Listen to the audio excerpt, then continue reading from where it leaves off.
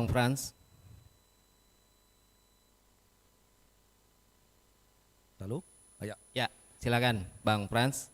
Bang Frans ini salah satu alumni kita Elektro 994. Ya. Beliau khusus datang dari Sabah, Malaysia untuk menjadi narasumber alumni Mengajar 5. Tentu ada yang sangat spesial yang akan disampaikan Bang Frans pada hari ini. Ya, assalamualaikum warahmatullahi wabarakatuh. Ya, salam sejahtera bagi kita semuanya. Jadi kalau sekarang ini assignment country saya sebenarnya di Schlumberger, Qatar. Cuman tadi Bang Yason bilang saya datang dari Sabah. Itu dikarenakan saya dipanggil ya untuk membantu proyek di Sabah. Jadi proyek ini sudah direncanakan dari awal corona, tapi baru terlaksana itu pertengahan November kemarin.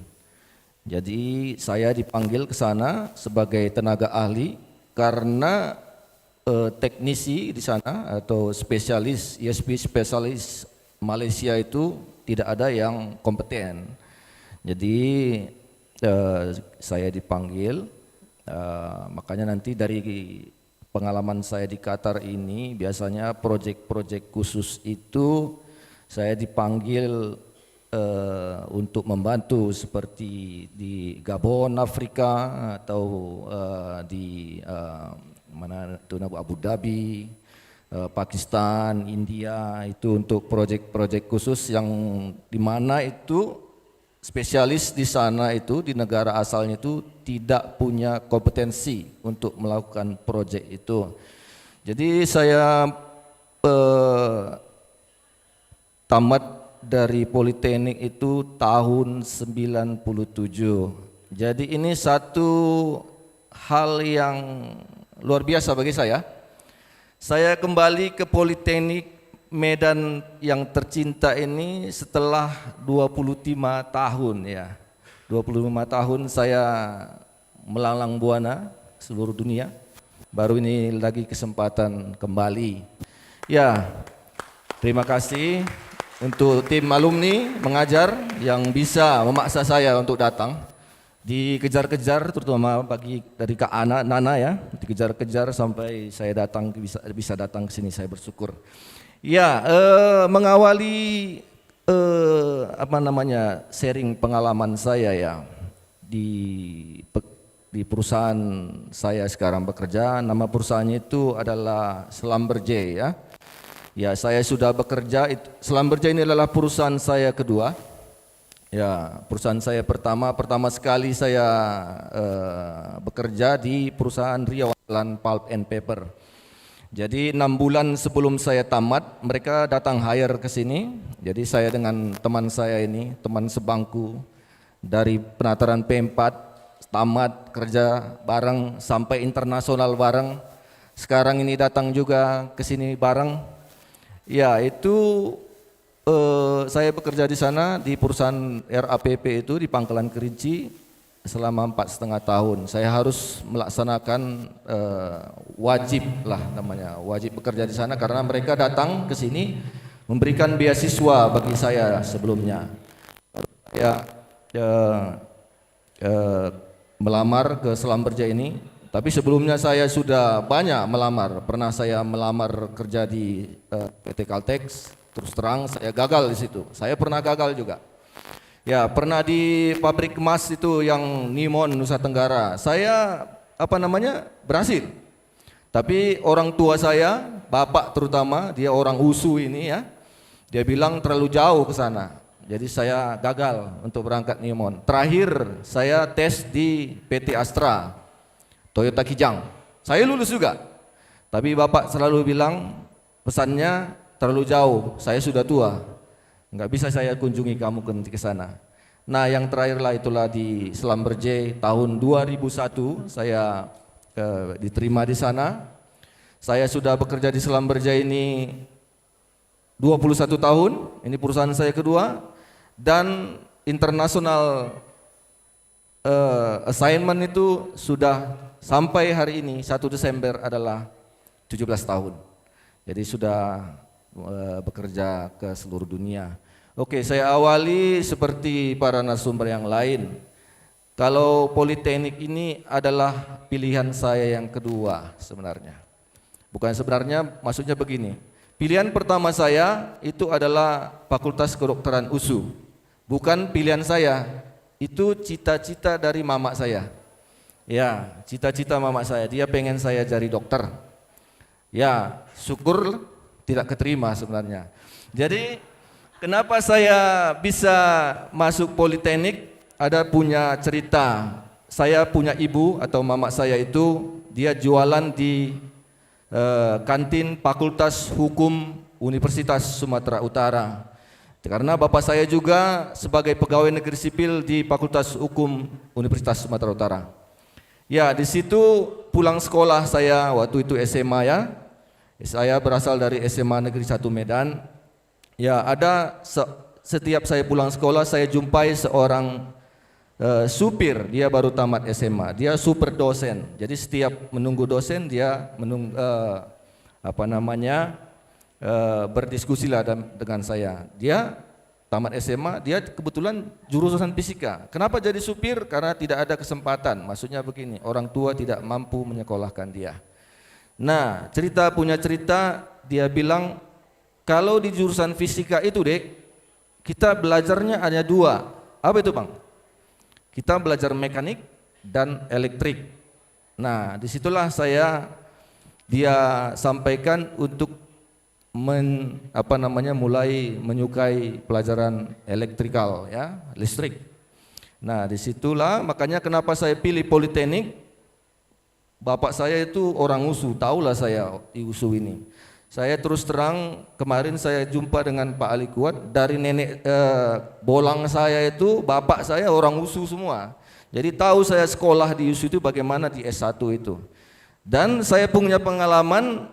Ada paman saya, mama lah istilah, di suku Karo ini, bengkila saya, mereka itu lulusan politeknik, begitu tamat langsung kerja, wah asik juga. Makanya saya pilih politeknik ini.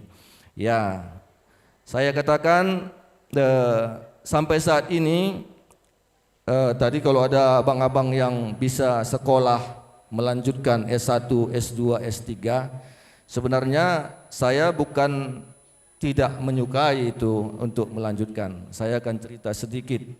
Ya, sampai sekarang ini semua visa saya sampai terakhir ibu wakil direktur itu, wakil direktur 1 saya bikin susah. Agustus lalu. Karena saya punya 2 visa untuk apply, jadi dia harus legal itu ijazah saya. 1 itu untuk Malaysia, itu leges biasa. Yang kedua bahasa Arab.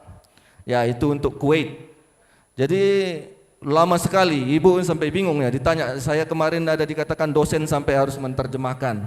Ya, makanya dari visa yang di-apply untuk Malaysia itu, itulah saya berangkat ke ke Sabah, Malaysia.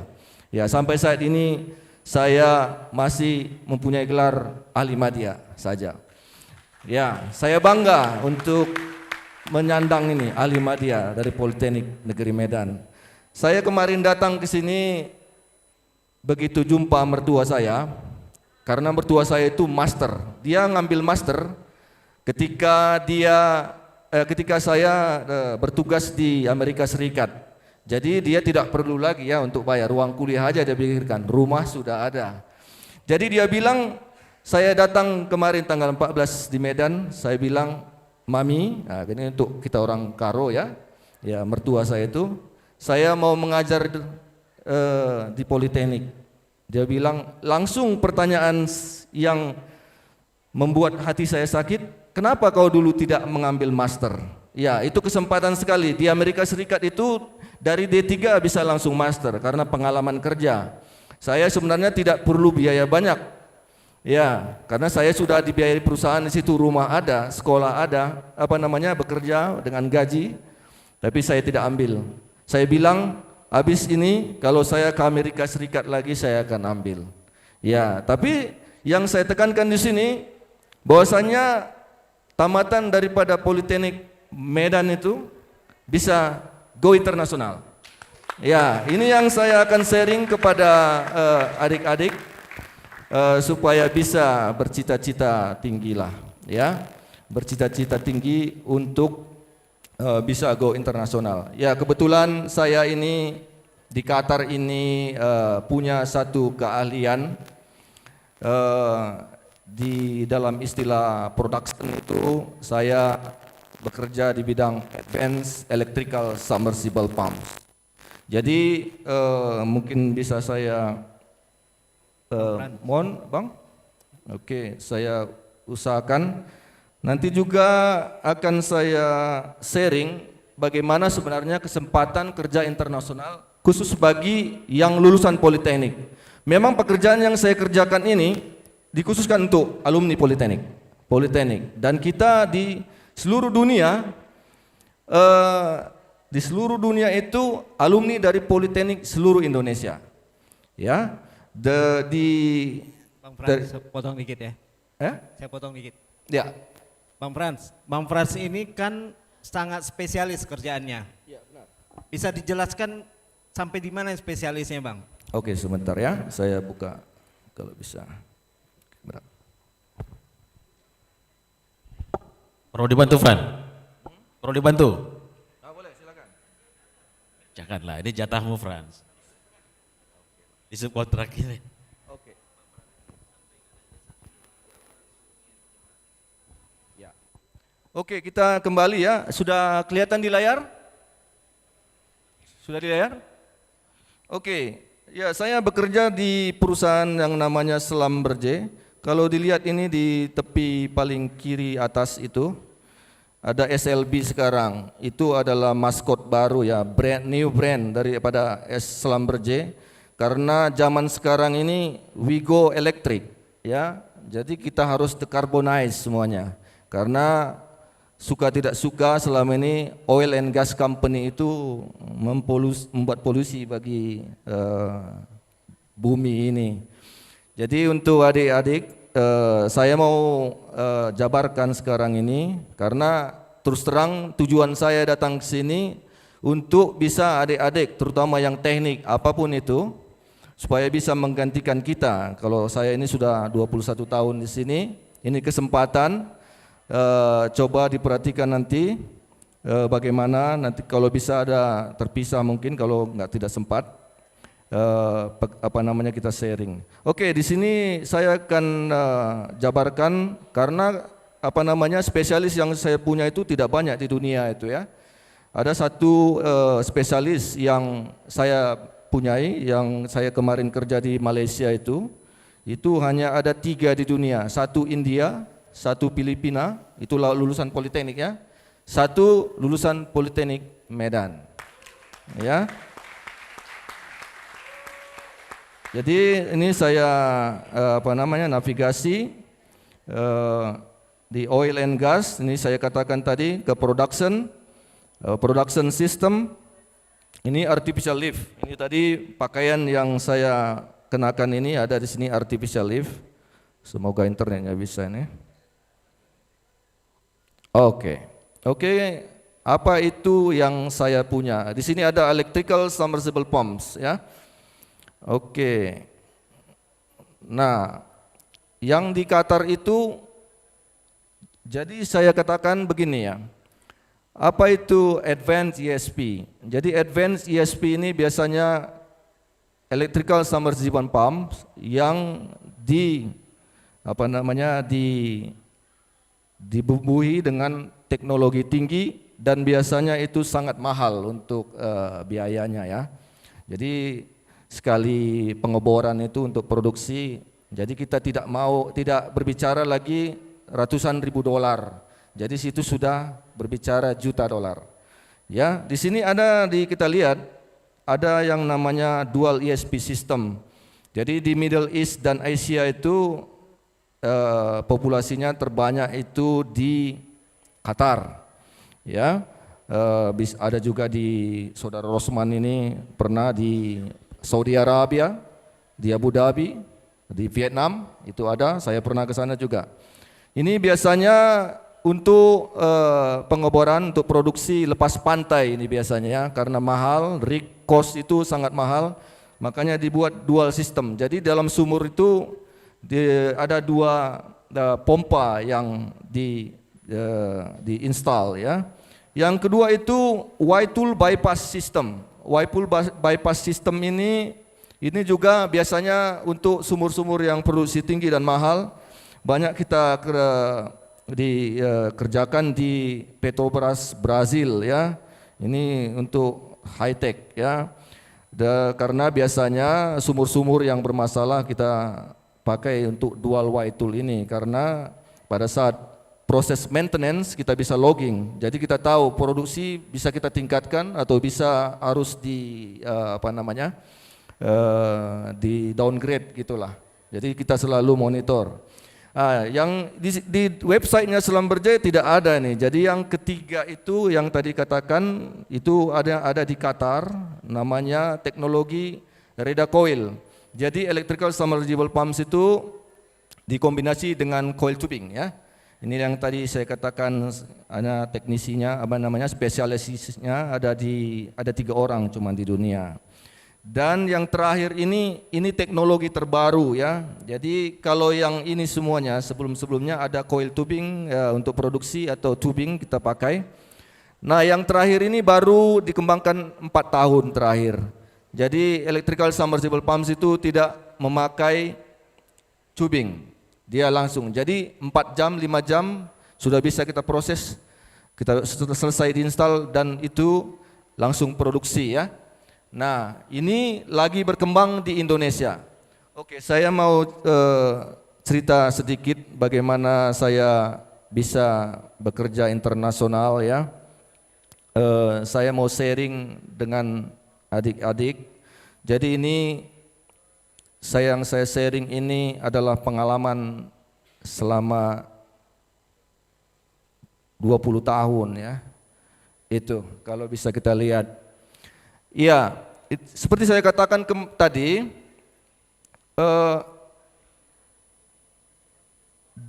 dari tahun 98 sampai sebelum 2001, ya saya garis ini ya. Ini untuk spesialis ini biasanya datang dari 3 negara itu. 3 negara. Di sini belum ada orang Indonesia dulu. Nah, jadi yang saya mau tekankan di sini dalam perkembangan di dunia ini, sebelum 2001, itu spesialisnya itu kalau enggak dari USA, itu dari Scotland, dari England, atau dari Kanada. Ya, jadi orang Indonesia di sini tidak ada. Jadi pada tahun 98 krisis ekonomi, perusahaan Selam Berjaya ini membeli satu induk perusahaan yang namanya Kemco. Nah di Kemco inilah ada satu bisnis mereka. Jadi yang saya mau katakan, di saat-saat krisis ekonomi itu hal-hal berbahaya bisa terjadi ya. Krisis ekonomi seperti sekarang tahun 2000 sampai 2023. Ini ada, kalau Presiden Jokowi bilang ekonomi gelap. Nah itu banyak biasanya perusahaan-perusahaan kolaps. Nah disitulah Kemco ini dibeli oleh Selam Berjaya. Dia poles sedikit, dia jual marketingnya ya. Nah disitulah mereka mulai kembali bisnis ESP ini berkembang. Nah di tahun 2000 sampai 2001 Selam Berjaya ini punya strategi ya. Dia melihat suatu bisnis ini untuk dikembangkan. Dia hire lulusan politeknik dari seluruh Indonesia. Nah dari seluruh Indonesia ini 8 ada dari Politeknik Medan. Ya, 8 ada dari Politeknik Medan. 8-8-nya itu semuanya kerja internasional sampai saat ini. Ya. Itu saya mau sebutkan, ada satu Bank Barita Sinaga, itu energi tahun 90 kalau nggak salah. Yang kedua itu Khairanto Haidir, itu Elektro 97. Dia sudah pernah kerja di Australia, tetapi dia dia bilang sama saya, capek kerja internasional, lebih enak kerja di dalam negeri. Jadi dia sekarang di Selam Berjaya Balikpapan sebagai engineer. Yang ketiga ini teman saya Rosman, kami bersama mengawali di ISP ini. Ya, dia pernah kerja di Oman, sebenarnya bukan di Oman ya, diawali bukan, di Sudan ya. Nah, sekarang pindah ke perusahaan lain, tapi tetap internasional. Yang keempat itu saya sendiri, Frans Tarigan. Sudah 17 tahun kerja internasional, masih tetap di perusahaan yang sama. Istilahnya tidak bisa pindah ke lain hati, Bang. Iya, masih tetap di sini. Oke. Ya. Baru ada Edwin Sitompul, itu elektro, kerja internasional juga, tapi dia tidak begitu suka dengan internasional. Kenapa? Saya bilang, rindu rendang kita, Bang, katanya. Tidak enak makanan di rumah orang, katanya. Gitu. Jadi dia sekarang di operasional Jakarta. Ya, yang ketujuh itu Bang Budiman Pardede, itu mesin, ya, mesin 92 kalau nggak salah. Yang terakhir itu ada satu orang perempuan yang sangat saya banggakan, karena dia sekarang ini tinggal di Amerika Serikat. Dia dari Energi 98, namanya Lina Stungkir. Ya, makanya kalau lewat presentasi hari ini sharing saya pengen ada lagi perempuan-perempuan lulusan Politeknik yang go internasional. Ya, saya salut kepada dia karena dia begitu meniru saya ya. Saya pergi Amerika Serikat, dia pergi Amerika Serikat. Ya, dia lulusan Energi 98, sekarang dia sudah lulusan master dari UCLA, University California Los Angeles. Ya, tinggal di sana. Jadi untuk memotivasi adik-adik semuanya ya. Oke, kembali ke sejarah ini tadi. Jadi di Indonesia itu di hire alumni Politeknik di seluruh Indonesia ya. Jadi di Indonesia ini ada 3 sebenarnya tempat untuk bisa belajar ISP ini. Pertama itu di PT Caltex Indonesia di Minas, itulah saya dan Rosman. Kalau Khairianto itu dia di operasional Java Sea, itu Laut Jawa. Dan 3 itu ada di Santa Fe, di Kepala Burung Irian Jaya itu. Nah, di Indonesia ini terutama tahun 2001 di proyek di PT Caltex itu merupakan tempat training internasional yang terbaik. Jadi bukan saja orang Indonesia datang ke sana ya, dari dunia, seluruh dunia datang. Jadi mereka belajar semuanya ISP itu. Nah, mulai dari 2003 mulailah terbuka di proyek pertama sekali di Sudan. Nah, di Sudan inilah awalnya semua lulusan Politeknik di seluruh Indonesia ditransfer ke sana. Jadi di Sudan itu proyek di awal dimulai karya spesialis dari Sudan sendiri tidak ada. Jadi dikirimlah semuanya yang dari Indonesia. Jadi sampai dari manajerialnya sampai spesialisnya semuanya di Sudan. Jadi di Sudan inilah dapat saya katakan termasuk Rosman ini dia salah satu pergi ke Sudan. Ya, pergi ke Sudan. Di sanalah dia para lulusan Politeknik Indonesia ini di seluruh Indonesia membuat suatu prestasi membuat proyek itu berhasil karena semuanya orang Indonesia. Nah, yang kedua itu dimulai juga tahun 2008 itu ke Irak. Nah, orang Indonesia juga begitu. Saya berangkat ke United States itu 2006. Jadi sampai tahun ini, saya kemarin tahun 2000 di Corona itu ya, ada 2 orang Politeknik dari Jawa itu dikirim ke Midland, Texas, untuk bisa menjadi spesialis di sana. Ini kesempatan yang baik bagi kita untuk saya motivasi adik-adik supaya yang punya mimpi untuk kerja internasional, walaupun dikatakan tahun 2023 itu suram. Kalau di industri minyak ini saya katakan makin suram itu makin bagus. Kenapa? Biasanya kalau setelah krisis ekonomi itu dia akan kembali rebound. Disitulah mereka akan banyak untuk meng-hire para spesialis-spesialis untuk bisa bekerja. Jadi jangan takut yang mau tamat 2023 nantinya, kesempatan pasti banyak sekali ya untuk bisa bekerja internasional. Itu aja Bang yang bisa saya sampaikan untuk spesialis daripada electrical submersible pumps ini. Ya, terima kasih. Terima kasih Bang Frans. Jadi yang dapat kita ambil kesimpulan dari apa yang disampaikan, untuk jadi spesialis di suatu bidang perlu fokus. Bang Frans ini adalah satu dari 3 orang di dunia yang punya keahlian ini. Jadi luar biasa. Kalau dia anggap pemain bola, kalau menurut saya ini asuransinya sangat tinggi. Karena kalau terjadi apa-apa dengan Bang Frans atau 2 orang lainnya, tentu ahli ini akan sulit didapatkan. Gitu kira-kira Bang Frans ya. Jadi kepada adik-adik yang mau tamat, gak usah risau, gak usah ragu. Jadikan pilihan, apapun pilihan kalian, pilihan pertama, kedua atau ketiga masuk politeknik, fokus untuk menyelesaikannya. Kalau perlu kerja, telepon Bang Frans. Bisa kerja internasional. Nanti kita akan adakan lagi alumni mengajar lebih fokus. Nanti Bang Frans mudah-mudahan bisa menyiapkan waktu untuk ke kampus lagi Bang. Iya, oke. Terima kasih Bang Frans. Bang Frans sudah mengelilingi 4 benua di dunia ini. Jadi keahliannya itu sudah tidak bisa diragukan. Bang Frans sangat bangga sebagai alumni Politeknik Medan khususnya. Kemudian beliau juga membuka peluang-peluang buat adik-adik mahasiswa. Terima kasih Bang Frans atas sharingnya.